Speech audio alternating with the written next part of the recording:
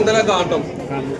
കുറെ വിവാദങ്ങളൊക്കെ ഉണ്ടായതാ. അപ്പൊ എന്തായാലും ജാനകിയുടെ അത് കണ്ടിട്ട് അതിന്റെ ഒരു അഭിപ്രായം എന്തിനായിരുന്നു ഈ വിവാദം എന്തിനായിരുന്നു എന്നുള്ളത് മനസ്സിലാവണമല്ലോ.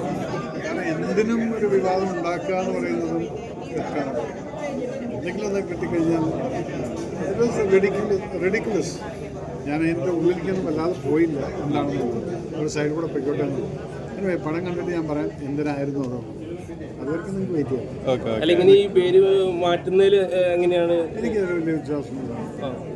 പേര് നമുക്കിപ്പോൾ ഒരു കുട്ടിക്ക് പേരിടണമെങ്കിൽ ഇനിയിപ്പോൾ എല്ലാവരുടെയും പെർമിഷൻ വാങ്ങിക്കണം എന്ന് പറഞ്ഞു കഴിഞ്ഞാൽ അത് ബുദ്ധിമുട്ടാണ്. അങ്ങനെയൊക്കെയുള്ള ഒരു സംഭവത്തിൽ ഒരിക്കലും ഇതൊരു വലിയൊരു ഇഷ്യൂ ആക്കേണ്ട കാര്യമുണ്ടോ എന്നുള്ളത്. നമ്മൾ പുരാണങ്ങളിലുള്ള പല പേരുകളും ഉണ്ടായിരുന്നു. അപ്പം അങ്ങനെ ആ പേരുകളൊന്നും ഇടാൻ പറ്റില്ല എന്ന് പറഞ്ഞാൽ നമുക്ക് നമ്മുടെ പേര് പോലും ഇടാൻ പറ്റില്ല.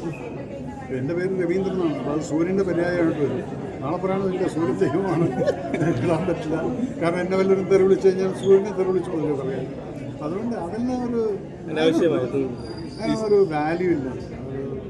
എല്ലാറ്റിനും നമ്മൾ ഒരു പ്രത്യേക കാറ്റഗറിക്ക് വേണ്ടിയിട്ട് അങ്ങ് അറ്റാച്ച് ചെയ്യുക അല്ലെങ്കിൽ അതിനെക്കുറിച്ച് വിവാദമാക്കാൻ പറയുന്നത്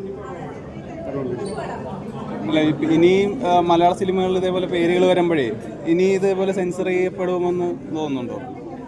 സെൻസർ എന്ന് പറയുന്നത് അല്ല പേരിനും ഒരു ഓരോരോ ഇൻഡിവിജ്വലാണ് അവിടെ ഇരിക്കുന്നത്.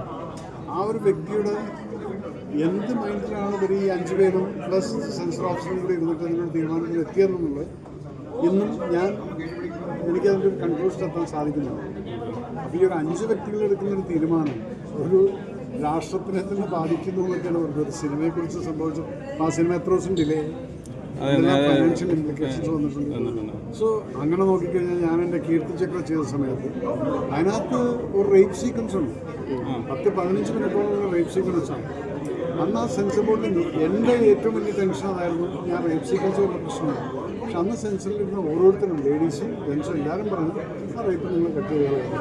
കാരണം ആ റേപ്പാണ് നമുക്ക് അത്രയധികം ആ ഹീറോ അവിടെ വന്നിട്ട് ആ വില്ലന്മാരെ കൊല്ലണമെന്ന് തോന്നുന്ന രീതിയിൽ. എന്നാൽ അതിനകത്ത് യാതൊരു വിധത്തിലുള്ള വൃത്തിയോടും ആ റേപ്പിനകത്ത് ഞാൻ കാണിച്ചിട്ടില്ല. അപ്പം അങ്ങനെയൊക്കെ നമ്മൾ ചെയ്യുന്ന സമയത്ത് ഷുഡ് കേൾക്കും. പക്ഷേ ഈ പേരിൻ്റെ മുകളിൽ എനിക്ക് അത് സർപ്രൈസ്.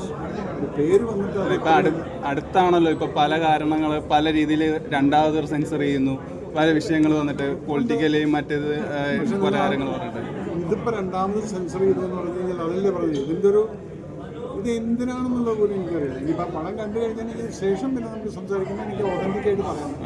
പക്ഷെ അതല്ലെങ്കിൽ ഇങ്ങനൊരു പേരിൻ്റെ മുകളിൽ നമ്മൾ വിവാദം ഉണ്ടാക്കിയത് കാരണം ആ പണം മുടക്കിയ പ്രൊഡ്യൂസർ ടൈമിങ് എല്ലാം മാറി.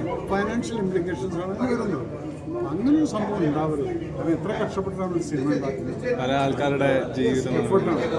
ഒരു സിനിമ ഉണ്ടാകുന്ന സമയത്ത് 120 മിനിമം ഒരു 120 കുടുംബത്തിൻ്റെ അടുപ്പ് തീ പോകുന്നത് അത് മനസ്സിലാക്കണം. അപ്പം അതിനെ ഇതുപോലെയുള്ള കാര്യങ്ങൾ വെച്ചിട്ട് പ്രശ്നം ഉണ്ടാക്കുക. അത് മലയാള സിനിമയുണ്ട്. നമ്മൾ മിനിമം ബഡ്ജറ്റിലേക്കാണ് പടം ചെയ്യുന്നത്. അപ്പം അതിനെ ബാധിക്കരുത് ഇതുപോലുള്ള കാര്യങ്ങൾ. ഒന്നുകൂടെ ചിന്തിക്കും ആരാണെങ്കിലും. സാറെന്തായാലും JSK കണ്ടിട്ട് സാറിൻ്റെ വാക്കുകൾക്ക് വേണ്ടി ഞങ്ങൾ വെയിറ്റിംഗ് ആണ്. Welcome back. നിങ്ങൾക്ക് എല്ലാം തുറന്ന് ഞാൻ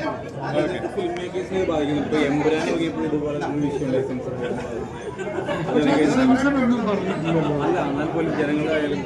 ജനങ്ങളെ ഓരോരോ കാര്യങ്ങൾ വരുന്ന സമയത്ത് അതല്ലേ പറഞ്ഞത് ഇങ്ങനെയുള്ള ഓരോന്ന് വരുന്ന സമയത്ത് ആരൊക്കെ എന്തൊക്കെ ബാധിക്കണം പിന്നീടാണ്